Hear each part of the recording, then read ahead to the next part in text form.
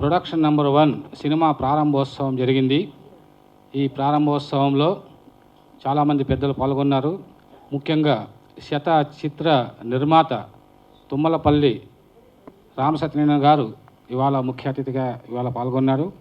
అదేవిధంగా ఈరోజు ఈ నరసింహారావు నిర్మాతగా, శ్రీనివాస్ ఊర దర్శకునిగా ఈ సినిమా ఇవాళ ప్రారంభమైంది. ఇందులో యశ్వంత్, సాయి తేజ, హారుషి మొదలైనటువంటి వారు నటిస్తూ ఉన్నారు. ఇందులో ముఖ్యంగా నా పేరు కళారత్న బిక్కీ కృష్ణ. నేను ఈ సినిమాలో మొత్తం పాటలన్నీ కూడా రాయడం జరిగింది. అదేవిధంగా ఈ చిత్రానికి ఆచార్య శ్రీధర్ ఆత్రేయ గారు సంగీత దర్శకునిగా వ్యవహరిస్తూ ఉన్నారు. మరి ఈ చిత్రం విజయవంతం కావాలని చెప్పేసి నేను కోరుతున్నాను. ముఖ్యంగా సస్పెన్స్ థ్రిల్లర్, అదేవిధంగా ఒక లవ్ స్టోరీ. ఇది చాలా అద్భుతమైనటువంటి చిత్ర కథను వెంకట్ ఆయన దీన్ని రూపకల్పన చేయడం జరిగింది. మరి శ్రీధర్ ఆత్రేయ గారు అద్భుతమైనటువంటి సంగీతాన్ని ఇవ్వడం జరిగింది. ముఖ్యంగా కొత్త నిర్మాతలు సినిమా రంగంలోకి వచ్చిన తర్వాత సరైనటువంటి సాంకేతిక నిపుణులతో కలిసి పనిచేస్తే ఆ సినిమా గ్యారంటీగా సక్సెస్ అవుతుంది.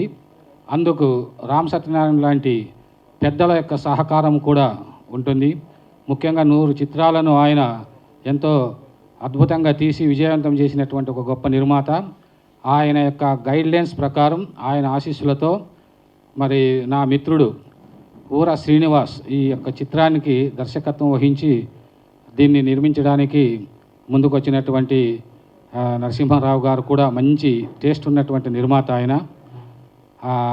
ఆయన కుమారుడే యశ్వంత్ హీరోగా నటిస్తున్నారు.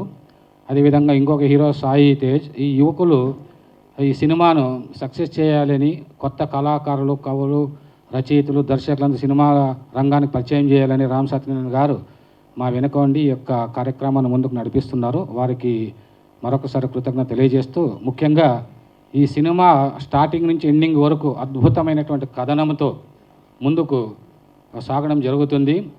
సాయి వెంకట్ చేసినటువంటి స్క్రీన్ ప్లే కానీ, మన ఊరా శ్రీనివాస్ దాంట్లో ఉన్నటువంటి సీన్స్ అద్భుతంగా మాకు వివరించడం జరిగింది. ఆశాంతం ఈ కథ చాలా అద్భుతంగా మరి రూపొందడమే కాకుండా ప్రేక్షకులకు ఆకట్టుకునే విధంగా, ప్రేక్షకులు తప్పకుండా ఆకట్టుకుంటుందని, ఈ చిత్రం ఖచ్చితంగా విజయవంతం అవుతుందని చెప్పేసి నేను నమ్ముతున్నాను.